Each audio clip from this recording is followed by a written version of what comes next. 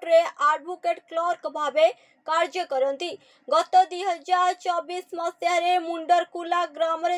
माँ बुढ़ी ब्राह्मणी SHG group रे सांबादिका कनकलता जेना लोन टंका नहीं बैंक रे सुझु नथिबा घटना रे सभापति और अन्य सदस्य मानक ठारू जानिला परे श्री दास महिला मानकु नहीं बस्ता थाना रे अभियोग कराइतिले। एहाकु नहीं थाना सहित ग्राम रे बारंबार विचार परे मध्य कोनोसी समाधान होई पारि नाही। एहाकु नहीं आज सकाळ समय रे हल्दीपाल बाजार को मार्केटिंग करबा को जाइतिबा समय रे पुराण ग्रामर मानु पात्र माछडिया ग्रामर मुन्ना सेठी लक्ष्मण सेठी एवं मुंडरकुला ग्रामर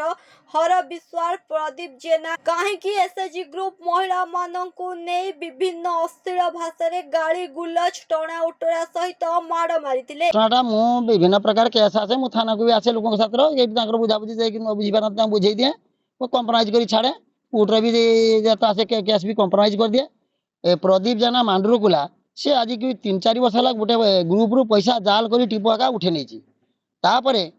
से केसटा मुझे मसे तले बुझाबुझी करता है मत धमक आसला मो पुओ को तो बापा को कहीदेव कोर्ट को जाऊ से हाण खाइबा नहीं ना किए ना से आमर मानुपात्र पुराण फोन कर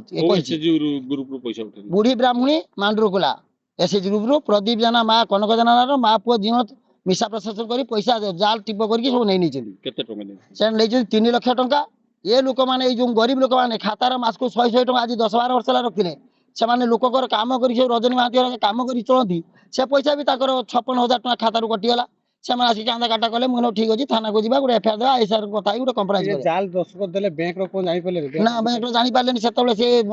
सेक्रेटरी जहा करथाय टिपो सब माने गरीब लोक टिपो दियंती। अच्छा तापरे मते फोन आइला से तो रेजुलेशन नहीं पैसा जो उठाई हां रेजुलेशन जाल करजन सब। अच्छा तापरे आज सकाळ मानुपात्र मते 7टा बेले मु चा पीते बाजार को आता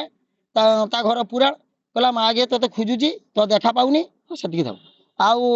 तू आज तो हाणी दबा तो कुकुड़ा गाड़ी टाकी तो काटिदबा देख मुझे कहली कहीं ना मुझे डाकुच रहा से फोन करदेला मुन्ना सेठी मछड़िया आउ लक्ष्मण सेठी मछड़िया प्रदीप जेना मांडुरकुला जी सब मिशा प्रशासन कर प्रदीप जेना बापा ना हूँ प्रफुल्ल जेना हर विशाल काटोड़िया आसिक 3 जन मत एका धक्का फक्का मारिकी से रथिया दुकान आगे मत गड़ा पड़ा कले आज सकाल 7टा समय मो सार्ट पाड़ा चिड़बिड़ी पकई सब काद फाद पड़ी आज्ञा बर्तमान थाना भी अभियोग आमर यही बाबू विदार जेना गोकुल जेना 2 जन आसी मत उठा उठी कर बजार अन्य लोक सब पड़े सकाल यही 2 जन थे मुझे चाहूँगी मत न्याय मिलू मुझे सीनियर सिटीजन आम प्रोफेशन कर मर्डर करदे धमकी लेनी तेबे श्री जेना उपाय न पाई एजे दुकान भितरे पसी 112 को कॉल करी थाना को खबर देतिले। पुलिस घटना स्थल रे पहुंची श्री जेना को उद्धार करथिबा बेले अभियुक्त मानकु तुरंत गिरफ्त करबा को थाना रे लिखित अभियोग करिसंती। पुलिस तदंत जारी रखितिला। बालेश्वर जिल्ला रु प्रभाकर मल्लिक रिपोर्ट अस्मिता टीवी।